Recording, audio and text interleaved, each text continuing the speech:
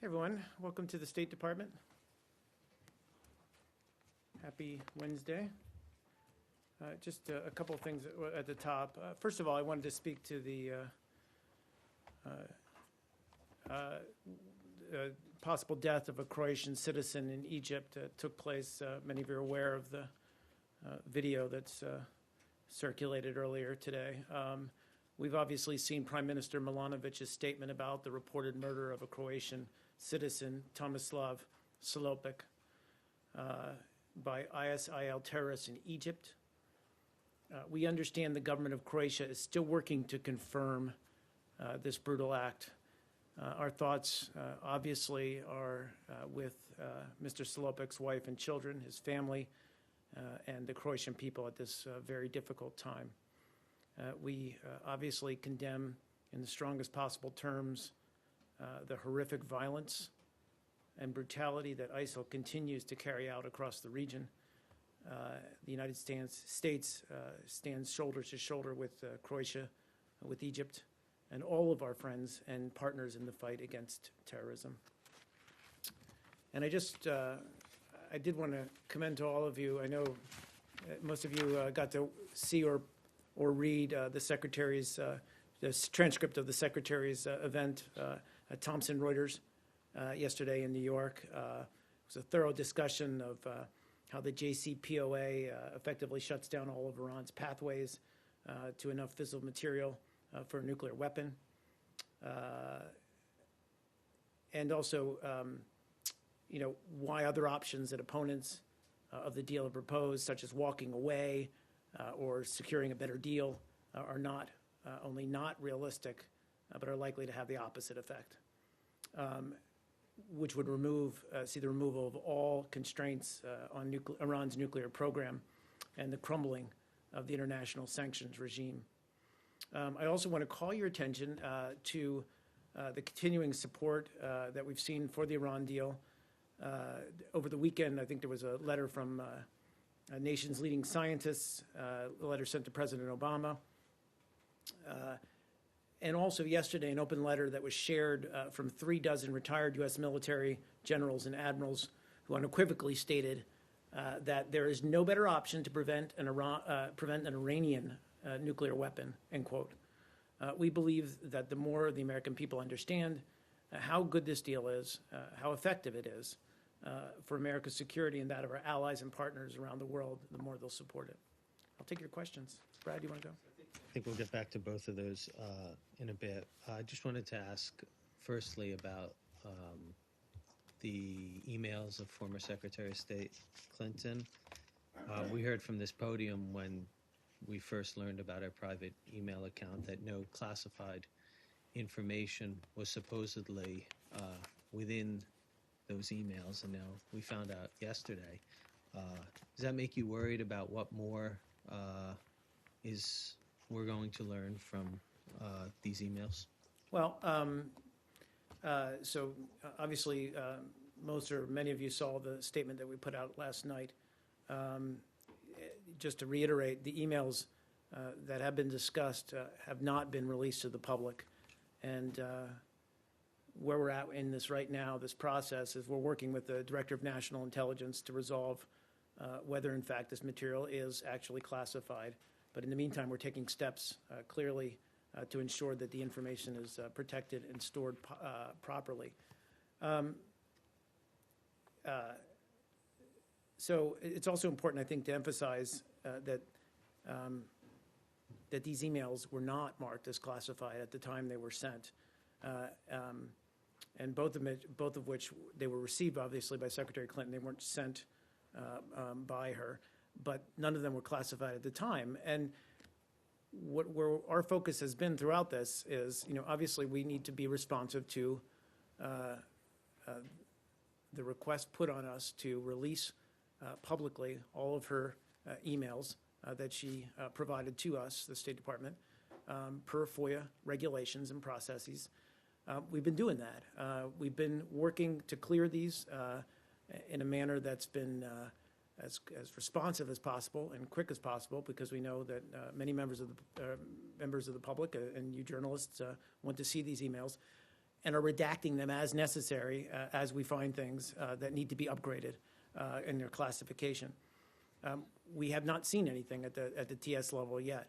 And so, but that is our function throughout, and we have an embedded group of folks from the IC community, or from the IC rather, who are looking at these emails and helping us clear them as we go through them. So it's your Yeah. assertion that none of the information, even in these latest emails that have come to light, contained information that was classified at the time they were penned? Again, I think what I would say is we're in discussions with ODNI about their recommendations. They've clearly, and we've seen those and acknowledged the fact that they've taken 2 of the emails and they've said there's no IC equities in these. The other 2 they've said should be classified to, I think, the top secret level.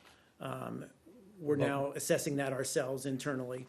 I think we've said in the past, classification, looking at these kinds of issues, it's sometimes it's black and white, but oftentimes it's not. And so there's lots of considerations to take into account when we're looking at these. So we're looking at, or we're working with ODNI on these emails. We're looking at, we're trying to clarify their findings and trying to resolve whether we think they need But to be at this point, you're classified. not satisfied that it was classified at the time that they were written? I'd just say we're in discussion with them. Okay, but that shouldn't be, I mean, that should be pretty black and white if somebody's classified it, and until Well, they that weren't marked. Let me clarify that. Well, They were, the yeah, they emails weren't marked as weren't classified, marked, right. Right. But as we've been doing the information throughout, therein doesn't, if you write down everything you heard at a classified briefing and put it in an email, that's not marked as classified, but that's classified information. right. I mean, not correct. that happened here. No, but no, right, exactly. I mean, did all of her aides get some sort of training in how they handle classified information when they joined the State Department? And that's a normal step, yes. They would all get briefings on handling Okay. classified material. That's Does for the any- secretary get that as well, or is that something presumed that a secretary? I would can't already speak to precisely to what she received in terms of training, but that's a normal part of the process as well. So shouldn't they have known better on information that could perceivably become classified, not to have sent that over to an unclassified email account, let alone a non-governmental email account? Well, Brad, again, you're asking me to, step back in time and make judgments on, who was sending what at that time and how they were assessing the information. That's not, frankly, our job here. Our job is to look at the information that Secretary Clinton has passed on to us and release it publicly. And so as we release it, we're looking to see if any of that needs to be upgraded. We're not aware, now, with the exception now of these 2 emails that have been flagged, and we're looking at them and working, but we're not aware of any classified material that was sent to her at that time. Okay. But what we're doing and what we have done, frankly, and you know this, is we've redacted stuff after the fact. And then I just have Upgraded it. Yeah, one please. final question, since it deals with the retention element, which you raised, and it had been the position of this building that the server and the thumb drives, that with those being retained by her lawyer was acceptable. The Justice Department felt otherwise. Where did you come to the conclusion that that was an acceptable means of retention at that time? So my answer to that is we had based our assessment of where these materials are being held at the lawyer's office based on what we had determined, which is that some of it was classified as up to secret no foreign, I think is the classification level. And we sent security experts to evaluate where they were being held, and at that level, that was acceptable. Mark, could you clarify something? Yeah, sure. that you just said? I'm sorry, on this okay. point. How does something that was unclassified gets upgraded to be classified? What is the mechanism, or how is it determined that it should become classified? Sure. I mean, a lot of it, without getting into too much detail, deals with names, sources, all that kind of consideration. So when we look at it, if something was not sensitive or considered sensitive at the time or classified, it could over time evolve that, given who was saying what to whom, and where that source, where the information was coming from, that we would need to upgrade the classification to protect those sources. That's usually, generally. I mean, there's other variations on that, but that's generally the. So I thought with time. So what we do things- is, sorry, I apologize, just so you, and we said this before, so we don't throw the entire document out. What we do is often redact certain lines that protect, I thought with the passage of time, things that are classified become unclassified. that's not true, the other that's way true as around. well. That's true as well. I mean, both are, again, this is, I mean, there's very clear examples of when it's black and white, but it's not often black and white. And these are, it's some of it's art and some of it's science. But, you know, a lot of it is, frankly, very knowledgeable people looking at this and sharing it among those who have equities in the content and information for us all to reach a common agreement on the classification level. Yeah, I'll go to you, James. Yeah. Thanks very much, Mark. I have a few questions Sure on this thing. subject, and forgive me if any have already been addressed in this setting, because I think you'll agree this is rapidly becoming a sprawling subject, difficult for any one person to master. First, is it the understanding of the department that the actual server has been turned over to the FBI? So, unfortunately, I'm going to have to refer you to the FBI. They have not confirmed that. We've also seen the reports from Secretary Clinton's lawyers and from Secretary Clinton's staff that has happened, but we've not received independent confirmation, and it's not for me to confirm that. So that's a question for the FBI to answer. We were just talking about what is known as derivative classification. And I just wonder if it's your understanding that material which is classified at some level, which is transmitted from one individual to another electronically, whether there are in place any coding or encryption systems that flag when such classified information is taken from a classified source and cut and paste, if you will, into an unclassified source. Is there like a marker, like the die that we put on money on banks or whatever, that will help us trace when that's happening? That's beyond my level of expertise. I mean, a lot of times, as you note, James, you know, whether it's email or cable traffic or whatever, classified information, and it's something we drill into every Foreign Service officer and take very seriously, and every civil servant within the State Department. You know, the proper level of classification, identifying it as such, and then marking it and keeping it marked. I just don't have the expertise to say that in the information sphere that you're able to, as you say, die it. You just alluded to a visit to Mrs. Clinton's lawyer's office that was made by government personnel for the purpose of verifying that the security in that lawyer's office was adequate for the purpose of retaining the server. Who made that visit? When was it? I don't have the details, but we've talked about this before. We sent over again, I don't know if it was one person or several persons, but we were in touch with the lawyer's office. Again, understanding at that time we weren't dealing with the top secret level, the possibility of a top secret level email or emails. We did make the determination at the time, and that included an on-site visit. So I don't have details of who, what, where, when, but that was done. And we ensured at that time, to our confidence and that we had confidence that was being appropriately stored up to that level that we had at the time. It seems to me that if this department has working for it people with the expertise to make such a determination about the security procedures and their adequacy in the lawyer's office, this department also has access to people who'd be in a position to judge whether the procedures that Mrs. Clinton herself was using with respect to the server were adequate or appropriate. And has that determination been made? Again, 2 points to make. One is, and we all understand this in this room, both those of us who are in government service, but also all of you in the media. Cybersecurity is an evolving issue. And so, what the level of cybersecurity that existed 4, 5, 6 years ago is not at the level that we need today. So let me just finish. So we're obviously always looking to upgrade and assure that we have the best protections available, both in our unclassified, but certainly in our classified systems.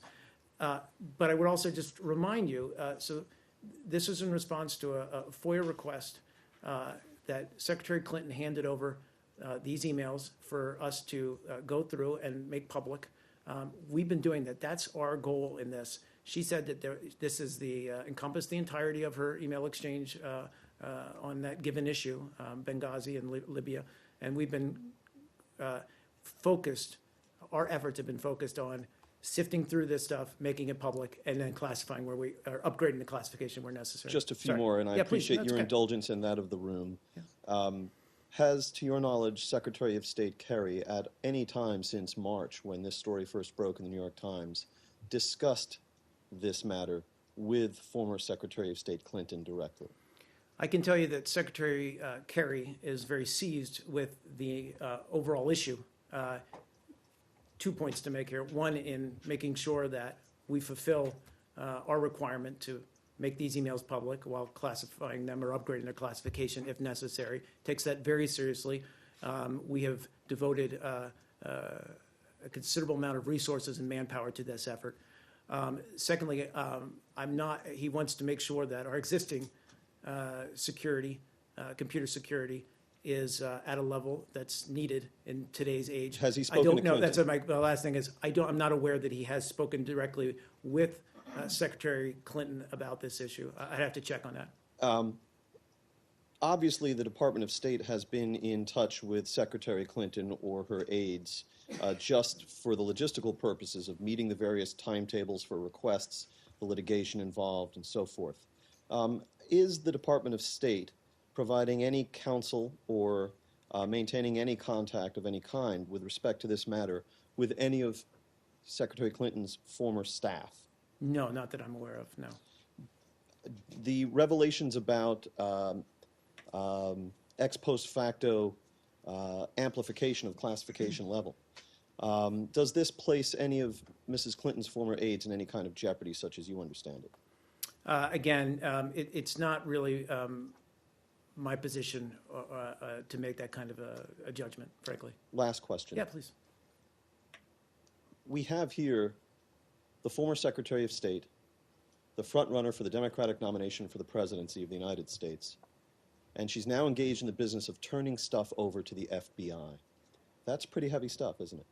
Well, again, I would just return to what our role is and the State Department's role is in this process, which is to go through these emails, to make them public, while making sure that any material within them that needs to be upgraded in classification is done, that we do so.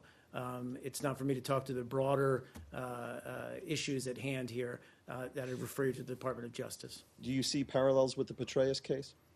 I do not. I've said this before. It's apples and oranges in my view. Yeah, please go ahead, Brad. Do FOIA processes ever lead to investigations on the improper use, storage, or transmission of classified information, or are those two things completely siloed off? I mean, has there ever been an example where in a FOIA process you've ever and referred something then for an investigation? Right.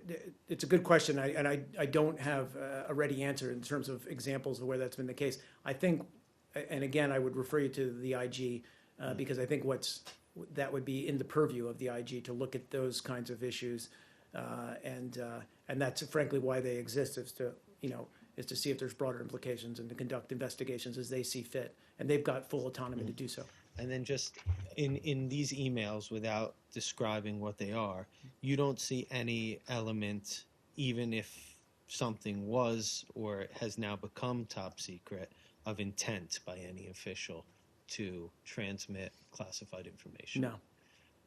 So even if... You're talking about intent by the by the originators of sender, yeah, or the sendee, or the recipient to receive classified information improperly or something like that.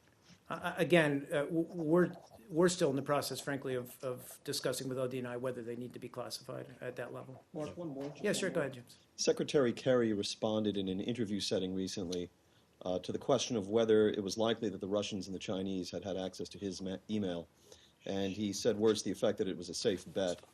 Is it a safe bet that the Russians and Chinese had access to Hillary Clinton's official email, given how little security procedures were in place? Again, where the Secretary's remarks, and, he speaks to the reality, as I said, that we all live in today, which is that, anything sent in an unclassified setting is vulnerable. So I'd leave it there. Following up, do you Please. have access, the United States, to the emails of Chinese and Russian officials? Since he was so sure. I mean, Nice how try, does he Brad. know they have his emails unless he has their emails? Maybe. Nice try. Please, sure, we done with, okay, yeah. Okay, on Cuba, I wanted to ask about the AP report that the Obama administration doesn't plan to have Cuban dissidents at the morning flag raising with John Kerry. Could you tell us when and where and which dissidents Secretary Kerry is planning on meeting? Will he be meeting with them privately in the afternoon at a separate flag raising? Who will he Sure. meet with? Well, I think, And also explain to us why the decision was made to not have them at the morning event. well, I'm not going to, frankly, get into detail walking through his schedule for that day, who he's going to meet with where and what and how that's going to look. Frankly, I'll leave that for him or for others to speak to as we get closer to the actual day. I know we're only 2 days away, but the Secretary has been very clear, and we've been very clear, that he plans to meet with a broad range of civil society during his day, or during the day in Cuba, in Havana. But I don't want to get into specific details about who, and I said, who's he's going to meet with, where that's going to take place.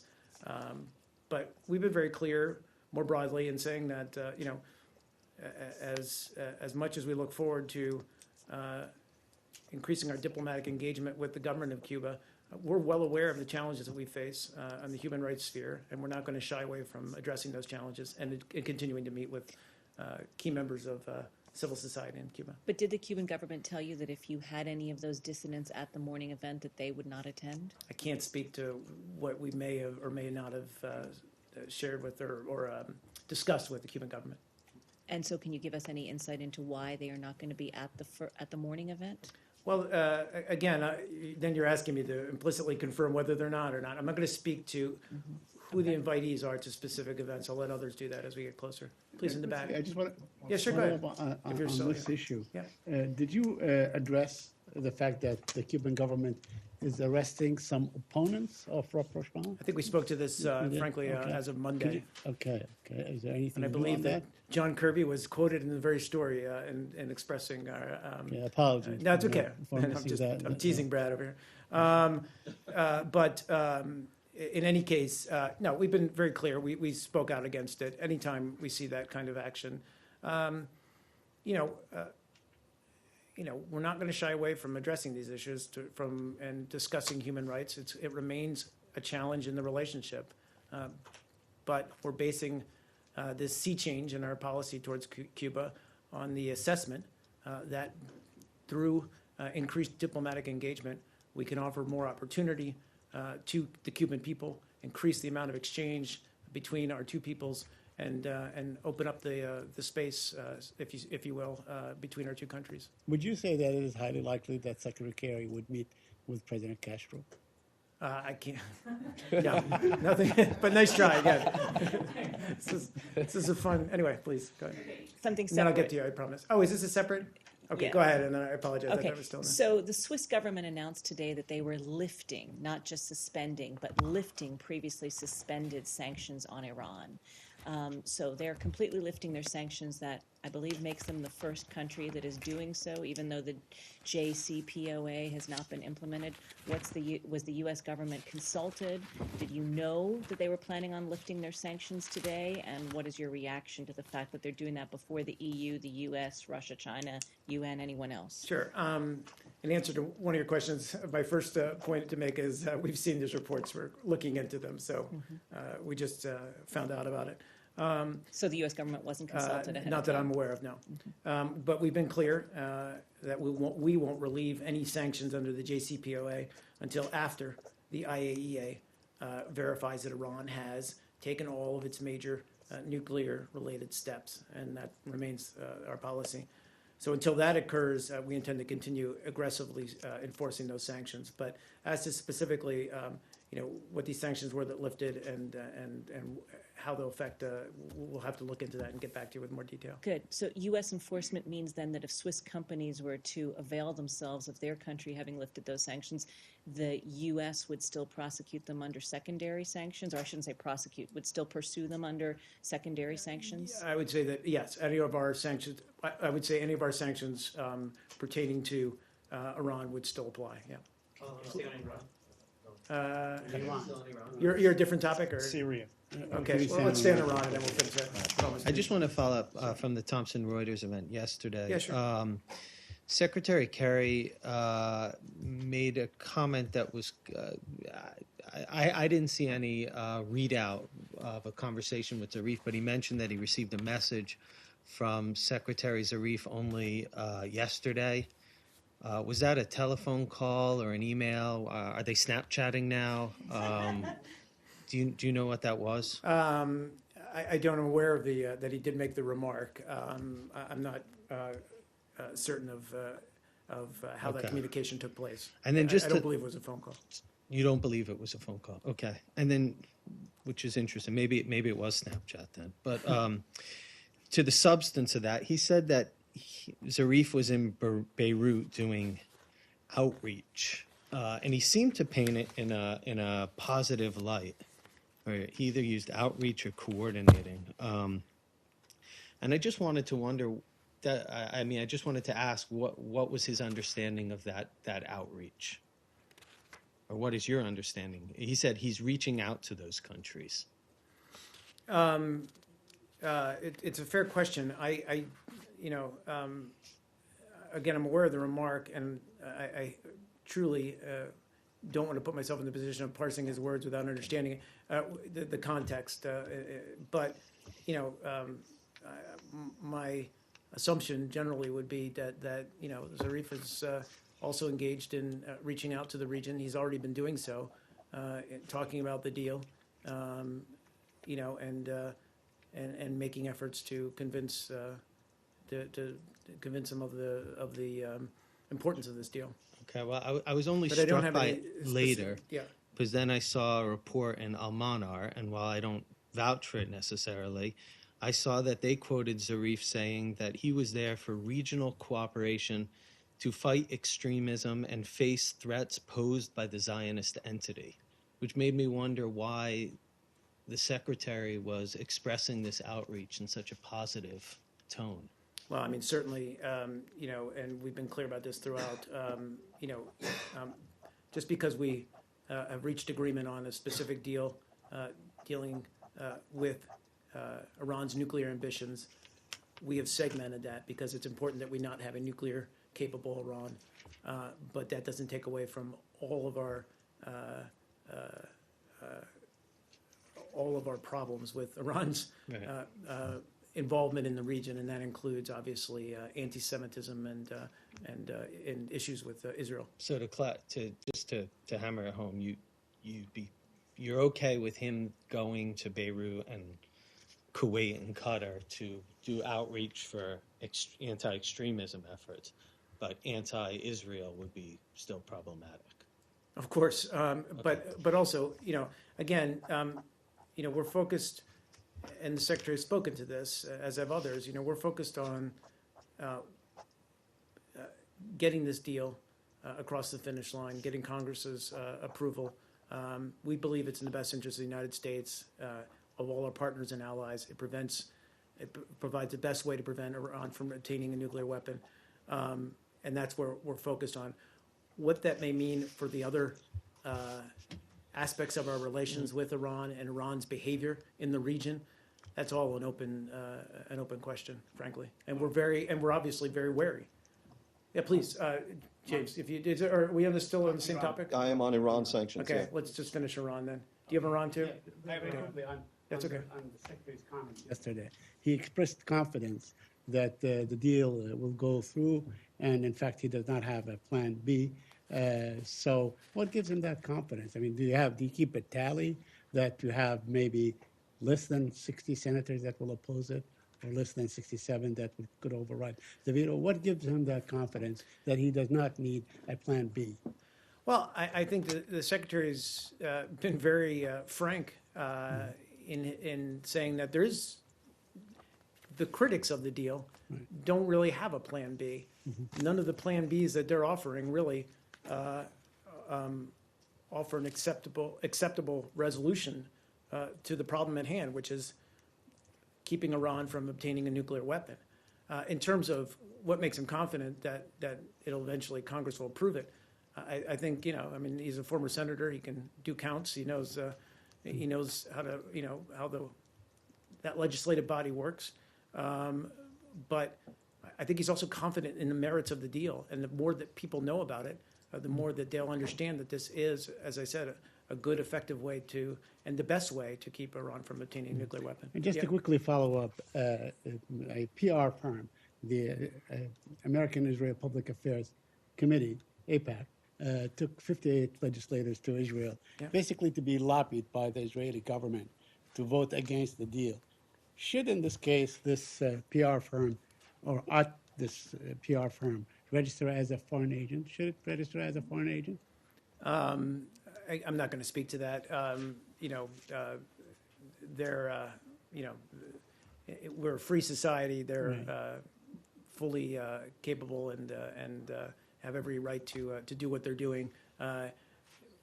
Again, what we would just ask is that they make the same effort to learn enough about the deal themselves that they can make a sound judgment about its merits. Does this kind of activity qualify for a PR firm to, or does it obligate them to register as a foreign agent in your judgment? Again, I don't have the legal or expertise to answer that question. Is that something that the State Department does, or is it the Department of Justice? Who I believe determines it's the these FBI, things? Department of Justice, who makes that determination. Yeah, go ahead, James. I wanted to follow up with a few questions on the exclusive reporting of my Fox News colleagues Jennifer Griffin and Lucas Tomlinson last week, wherein they disclosed that General Soleimani of the Quds Force had secretly traveled to Russia in the latter part of July of this year, apparently in so doing in violation of existing U.S. and UN sanctions on him. First, do you have any better an idea now, today, than you did when this story first broke last week as to the purpose of the general's travel to Russia? So we've obviously, as we said last weekend, I think when the story broke, as you mentioned, we've seen these reports. And we said at the time this travel would be a violation of UNSC resolutions and thus a serious matter of concern to the UN Security Council as well as obviously to the United States. So we've raised this travel with senior Russian foreign ministry officials, and we're going to raise it and address it further in New York. We intend to work with the Security Council and its Iran Sanctions Committee and the UN's Iran panel of experts, which is a sanctions monitoring team to ensure, frankly, that there's a full, thorough, adequate investigation as well as sufficient follow-up. The UN sanctions on Soleimani do remain in effect, and so we call on all countries to respect and enforce all designations made under UN Security Council resolutions. Has the United States government, in pursuing this in these various channels, yet received any responses from any concerned parties? My understanding is we have not. So again, we're pursuing this, and we've made our concerns clear to Russia, but we're also pursuing it within the Security Council. You have no idea what the purpose of his visit was? At this point, we do not. Because I believe it has been asserted by the semi-official news agency in Iran that the purpose of the general's visit was to discuss arms sales. Are you aware of that report? We're aware of reports, but we have not, again, received a firm response from the Russian government. Have you confirmed that the general met with President Putin? I have not. We have not. Doesn't this episode raise very valid concerns about how much cooperation the U.S. and the other members of the P5+1 can expect to receive from Russia in the implementation of the POA, when here the Russian Federation is colluding actively in a violation of existing sanctions? Well, first of all, Russia was, as you know, a member of the P5+1 process, and an effective one. The Secretary has spoken to the fact that they were among the toughest negotiators with Iran, and were helpful to reaching the deal that we were able to reach. I think it's important that there are sanctions in place specific to this individual, but Mark, this doesn't bode sorry, well. let me just finish. But that that they remain in effect, and we're following up through the mechanisms that are available to us in the Security Council to ensure that enforcement is carried out. But if Russia is violating the sanctions that are in place right now, why should any American regard that the Russians will be reliable in implementing the terms of the deal once it goes into effect? But again, these are, so it's careful not to get too caught up. We have a series or network of sanctions, both unilateral sanctions as well as through the UN Security Council, that specifically target the IGRC and its actions. And we're going to make sure that those sanctions continue to be enforced. As for this specific incident, we've reached out to Russia. We're trying to carry through and make sure that whatever applicable sanctions apply, that they're fully enforced. And I'll just leave it there. Please go ahead. Quick follow-up. General Soleimani was in Iraq some months back, Right. publicly and knowingly. Did the U.S. Refer that to the Sanctions Committee and ask that it be investigated? I'll have to look. I don't remember. Thank you. Please. Let me get to Dimitri. Can I follow up on the Soleimani and Russia? Sure thing. Are you prepared at this point and from this podium to unequivocally declare that this alleged violation of sanctions by Russia actually took place? Do you know? No, as I said, and it's an important point of clarification. We're investigating it. We've gone through the UN Security Council. There are mechanisms in place to look into this incident and to come up with a conclusion. You don't know if it happened or not?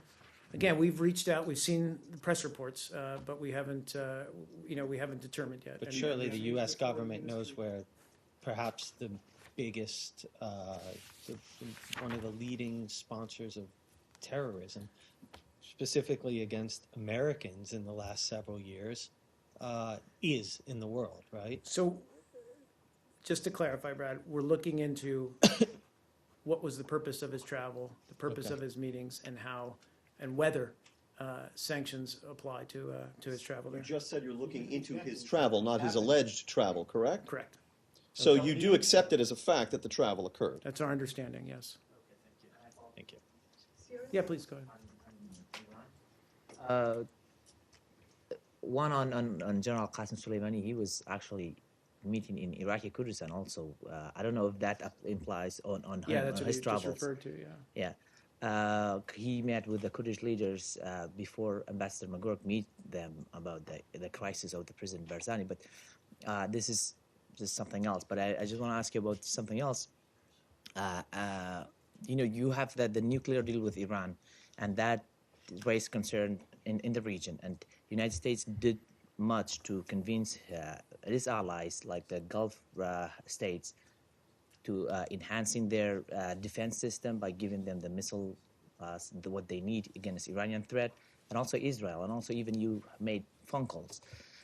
President Obama made phone call to the Israeli Prime Minister, and also so several other steps happened to ensure their allies in the region. But one group was there left out, the Iranian oppositions, the Kurds and others also.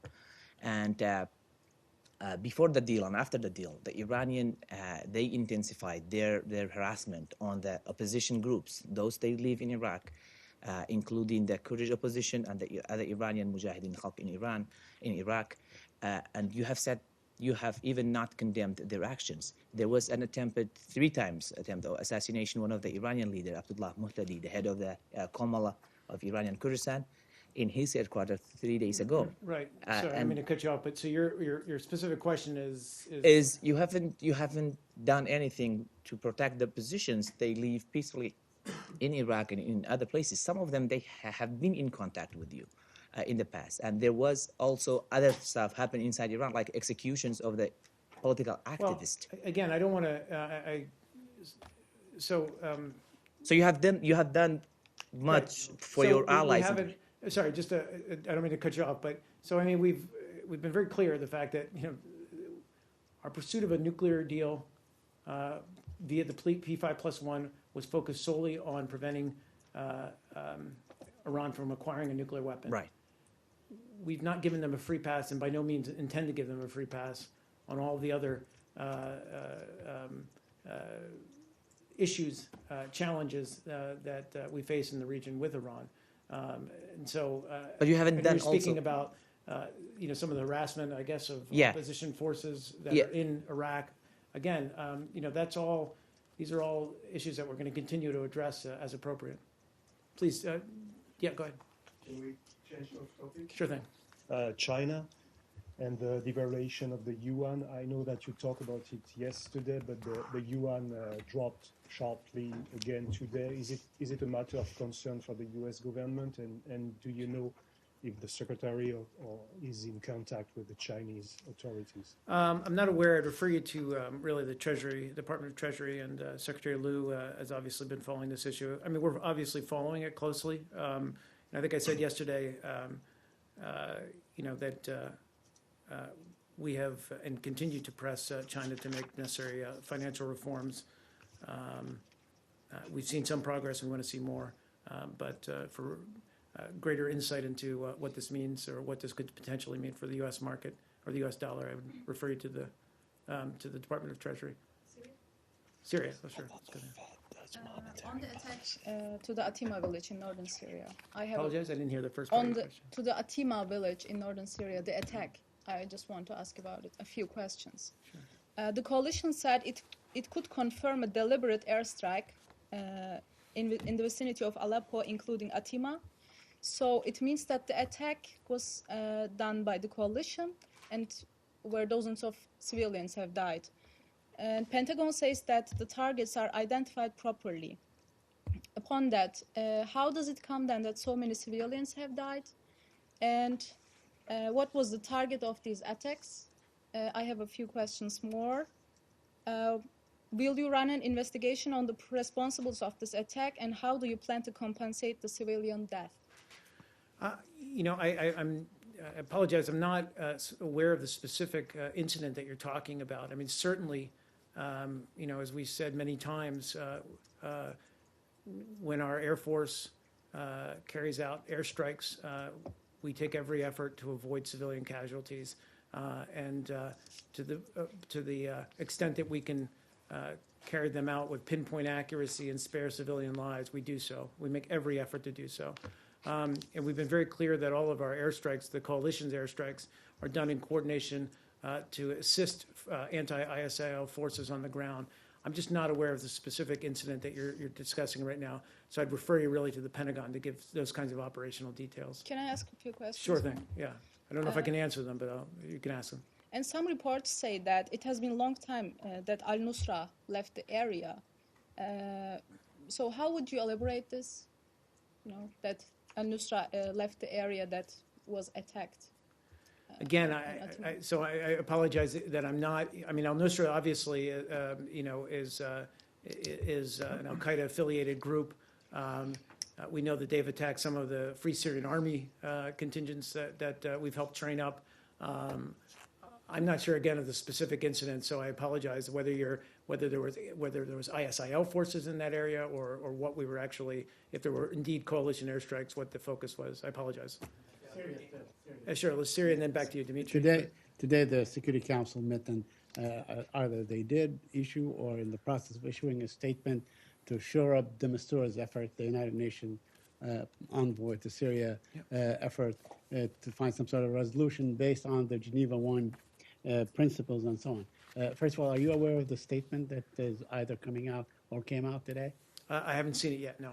Okay, so with all But this, we've been very clear that we support, obviously, de Mistura's efforts. okay, so with all that is going on today, Zarif made his way to Syria. There are movements and foreign ministers visiting everywhere. Are we likely to see a political process or the restart of the diplomatic process on a Syria resolution, possibly right after, let's say, the Iran deal is done and Boy, behind us? Saeed, I don't want to make those kinds of predictions, but I can tell you that, we remain hard at work at trying to reach a political resolution. Obviously, it's a key component of our overall strategy to the region.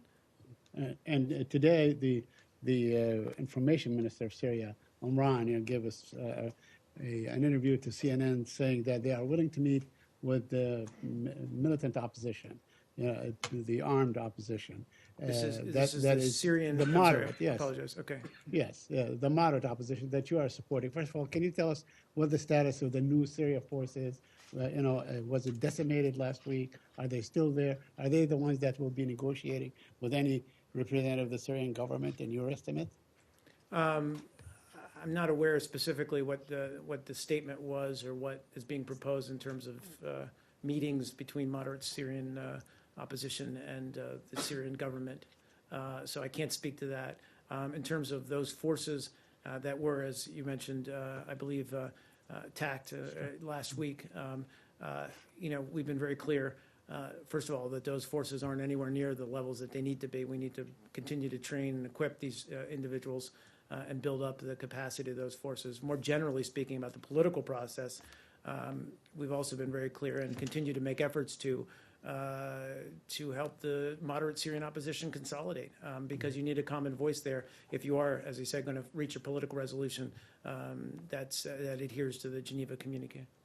So, let's Dimitris stand up first. I'll get There was an article published yesterday by the Daily Beast, which essentially stated that the United States decided to drop its idea to stand up this new Syrian force and instead rely on Kurdish militias. My question is there a policy shift within the U.S. government on that, with regards to that? No, we remain, focused on the train and equip program, but that's just one component of our overall efforts. And as you mentioned, anti-ISIL Kurdish forces, Turkomen, Syrian Arab forces that are all fighting ISIL in northern Syria are all part of that effort, as is the broader coalition.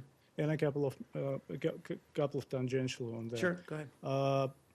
Is there other plans being considered right now to not only increase U.S.-Russian interaction with regards to Syria to get a political settlement in the country, but also to counter terrorism more efficiently there? Does it make sense, for instance, to send General Allen to Moscow to get this dialogue going, do you think? You're talking about, in general, anti-ISIL efforts, Yes. counterterrorism efforts in the region. Mostly Syria and In Syria, okay, region sorry, in just general. clarifying. Look, our focus remains on countering ISIL, but certainly we realize that, when you're talking about a place like Syria, we want to see a political resolution to the broader conflict there that is being perpetrated on the Syrian people by Assad's regime. We've been very clear, though, that Assad cannot be part of any final outcome or resolution to that situation. And that's been our stance now for quite a few years, and we remain true to that. We believe that he has lost all credibility. So when we're talking about, we have to, and I said this yesterday, I'll use a bad metaphor again, but we have to be able to walk and chew gum at the same time. We've got to be able to take the fight against ISIL and push it out of where it's holding territory. We've also got to reach a political resolution, but again, not one that can involve Assad. And guys, I'm sorry, I'm looking at the clock because I got just a couple more questions. Mike in the back. Iran. Yesterday, Secretary Kerry indicated that some allies were reluctant regarding backing. They're ready to walk away on Ukraine. Do you know which allies are those? And Sorry, you said Iran, but then you said walking away. well, first, sorry. I'm sorry. He said he was worried that, he warned that if the U.S., and Congress reject the Iran deal, some of our allies will walk away from the situation in Ukraine. And he said they're already dicey and they're already ready to say, well, we have done our part. Which allies is he referring to? Why are they reluctant? You're talking about this as a part of the Thompson Reuters? Yeah. Okay. Yeah, part of the speech. Look, I think he was just, more broadly speaking, and he's touched on this before, that, if we fail to get this agreement, as I said, across the finish line, that it really undermines U.S. credibility. And, as we've seen with Iran, the fact that we've been able to maintain uniformity on sanctions and rely on our partners and allies. The Soleimani visit notwithstanding. With our allies and partners to keep the pressure on Iran. It brought them to the negotiating table, and it helped us reach a deal. And what he's speaking to more broadly, whether it's Ukraine or other issues, that our credibility will take a hit if we don't get this. With Ukraine, deal. though, he said right now it's already very dicey, and some are reluctant, some are ready to walk away, is what he kind of indicated. Which allies are reluctant and ready to walk I'm not away? going to speak to that. We've had tremendous support with EU and with other allies and partners in the region in maintaining sanctions. And frankly, once Russia and the separatists it backs complies with the Minsk agreements, then we can have and talk about real sanctions relief. Please, very quickly. On Syria, today yet new reports that say that this new zone, ISIL-free zone, YPG forces or PYD forces will not be allowed in that zone. Would you be able to confirm that? I can't confirm that. No. And can you also tell me what's your understanding with regards to Ahrar Sham opposition group? Do you think these opposition forces can be a group that can seize or secure this new zone once the ISIL will be freed? I'm sorry, you're talking specifically. Ahrar Sham. I'd have to look into that group, but Okay. we've talked about, what we want to see on the ground, which is stability, security, but also local governments return and create a safe and secure environment for people. Please, just a couple Asian press. Are you? Yeah. I have two questions. Yesterday, Japanese central government and began to talk with the Okinawa governor over the continuous plan to locate a U.S. Marine Air Base to the Henoko Nagor. The two sides remained as far apart as ever. So what does the U.S. government expect of the conference? And also, same day, the U.S. Army helicopter that crashed in Okinawa's training mission. So Japanese government and Okinawa Governor Onagers requested the information of the accident. So what do you think the accident will impact the conference? First of all, on the accident, we're obviously aware of reports that a U.S. Army helicopter had a hard landing, what they call it, aboard the U.S. naval ship Red Cloud. That was in international waters off Okinawa. Certainly our thoughts and prayers are with the injured crew members and obviously their families. Refer you to the Department of Defense as to whether there would be an investigation into that incident and for further information in general. But we're confident both sides, speaking more broadly to your question about Futenma, remain committed to implementing the relocation of Marine Corps Air Station Futenma to Camp Schwab at Henoko Bay. Guys, I'm sorry, guys, I have to cut it off there. I apologize.